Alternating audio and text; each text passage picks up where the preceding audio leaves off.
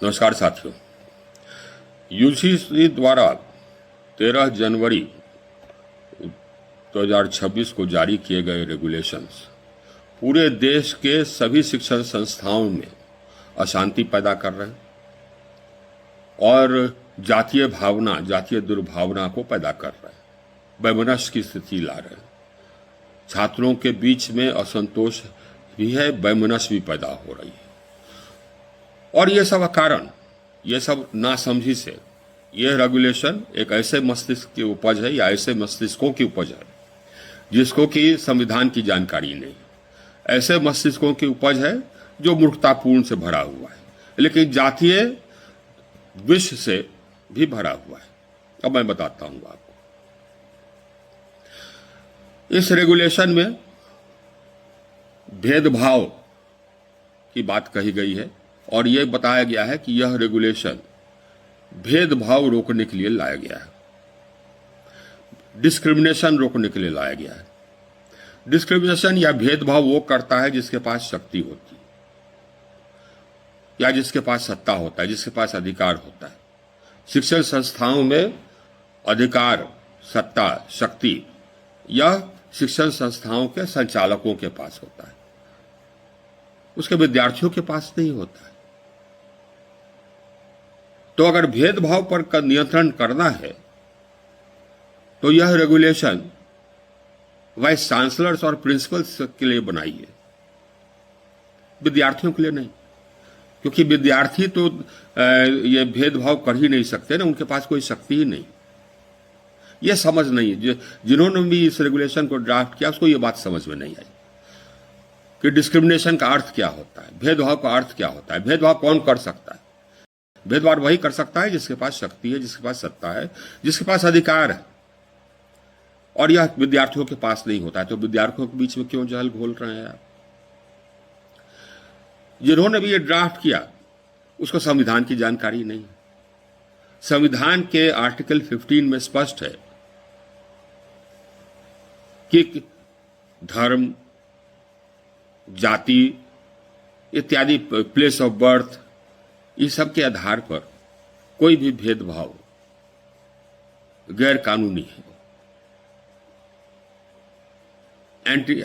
Unconstitutional है।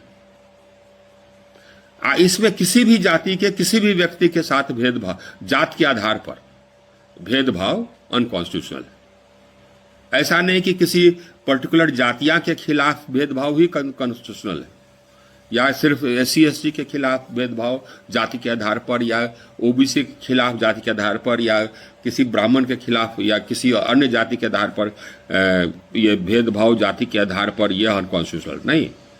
किसी भी जाति के किसी भी व्यक्ति को के ऊपर, किसी भी जाति के किसी भी व्यक्ति को या के विरुद्ध आप जाति के आधार पर भेदभाव नहीं कर सकते। और इसको इन्होंने बदलने का कोशिश किया है।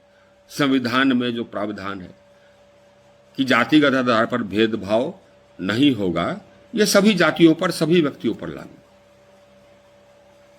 इन्होंने कहा कि नहीं साहब से, अपने डेफिनेशन में इन्होंने कहा है कि नहीं, जातिगत आधार पर भेदभाव सिर्फ SC ST और OBC पर लागू होगा। ये तो अनकॉन्स्टिट्यूशनल है, इनकी बात भी समझ में नहीं आई।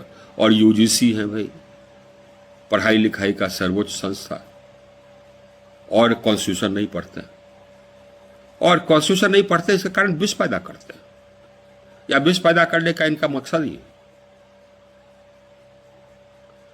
दो भाग है, एक, और जैसे कि हमने पहले कहा, दो भाग है। एक है भेदभाव जाति आधारित, यह तो प्रशासन ही कर सकता है।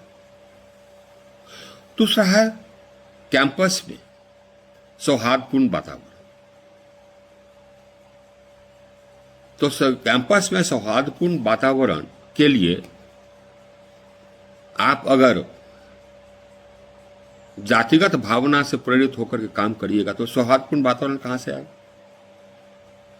तो आप तो सौहार्दपूर्ण भावना को, छात्रों के बीच में सौहार्दपूर्ण भावना को आप नष्ट कर रहे हैं। यही आपका मकसद है क्या? इस रेगुलेशन में आप स्क्वाड्स बना रहे हैं जांच के लिए। यह तो हिटलर करता था, उसके एसएस स्क्वाड्स होते थे नाजी जर्मनी के,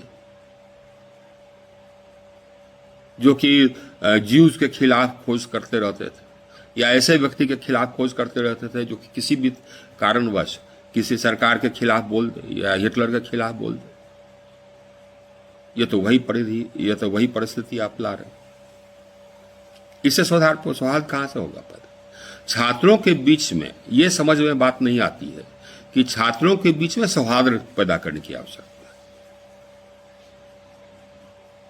और यूनिवर्सिटी शासन में जो है, कॉलेज के शासन में जो है, उनमें यह भावना पैदा करनी है कि संविधान के अनुसार, कानून के अनुसार सभी को अधिकार मिले। जो कानून में प्रावधान है, आरक्षण का प्रावधान उसमें निहित है, कानून में है, ये लागू हो। ये तो यूनिवर्सिटी के शासन का जिम्मेदारी है, कॉलेज के प्रशासन की जिम्मेदारी है। और अगर निगरानी रखनी है तो उस पर रखिए कि हाँ साहब, सो ये आरक्षण के जो प्रावधान है वो लागू हो रहे। छात्रों के बीच में तो सौहार्द रखिए। ये तो समझ है नहीं। लेकिन पूरे देश में, देश के सभी यूनिवर्सिटीज में आप विष खोल रहे हैं। इसको बदलिए, समझिए। और सरकार को ऐसे आदमियों को रखना चाहिए जो समझे, जो कानून जानता हो। मैं नहीं मानता कि ये सरकार का प्रेरित, सरकार के वरिष्ठ नेताओं के द्वारा प्रेरित है। मैं ये नहीं मानता।